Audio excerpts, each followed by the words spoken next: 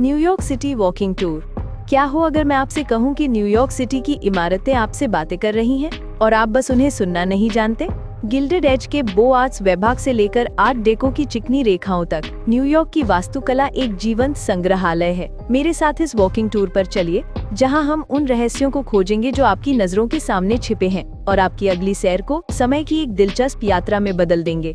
Guide books को भूल जाइए। न्यूयॉर्क सिटी की असली पहचान सिर्फ इसके लोगों में नहीं, बल्कि इसकी इमारतों में है। हर ऊंची इमारत, हर ब्राउनस्टोन और हर छिपा हुआ रत्न नवाचार, संपन्नता और बदलते स्वाद की कहानी कहता है। तैयार हो जाइए इस कंक्रीट के जंगल को एक नए नजरिए से देखने के लिए, जहां हम उन स्थापत्य शैलियों को समझेंगे जिन्होंने इस मशहूर शहर की पहचान बनाई। क्या आपने कभी न्यूयॉर्क सिटी में चलते हुए इसके विशाल आकार से अभिभूत और इसकी सुंदरता से मोहित महसूस किया है? ये यात्रा आपके शहर को देखने का नजरिया बदल देगी।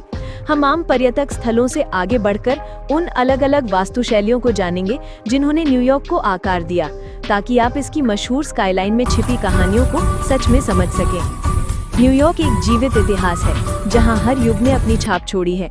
मिडटाउन की आर्ट डेको इमारतें जैसे एम्पायर स्टेट बिल्डिंग और क्राइसलर बिल्डिंग उस दौर की तकनीकी प्रगति और आशावाद का प्रतीक है। कुछ कम प्रसिद्ध इमारतें भी हैं जिनमें ऐसी बारीकियां हैं जो केवल ध्यान से देखने पर दिखाई देती हैं।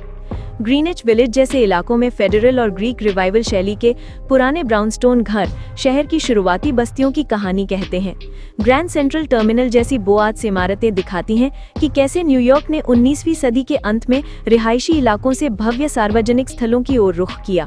20वीं सदी के मध्य में मॉडर्निज्म का दौर आया, जहां सादगी और कार्यात्मकता पर जोर था। सीग्रम बिल्डिंग जैसी इमारतें इस सोच की मिसाल हैं। इंटरनेशनल स्टाइल ने कॉर्पोरेट वास्तुकला को एक नया वैश्विक रूप दिया।